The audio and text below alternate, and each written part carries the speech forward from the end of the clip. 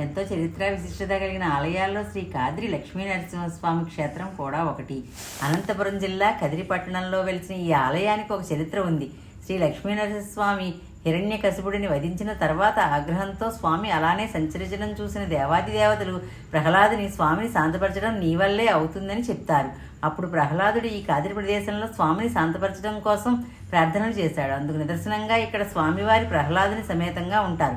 స్వామిని పూజిస్తున్నట్టు ప్రహ్లాదుడు స్వామికి ఎడమవైపు ఈ ఆలయంలో మనకు దర్శనమిస్తారు. శ్రీ లక్ష్మీ నరసింహస్వామి విగ్రహం మరియు స్వామిని పూజిస్తున్నట్టు ఉన్న ప్రహ్లాదుని విగ్రహం కాద్రి వృక్షం క్రింద కొలువై ఉంటాయి.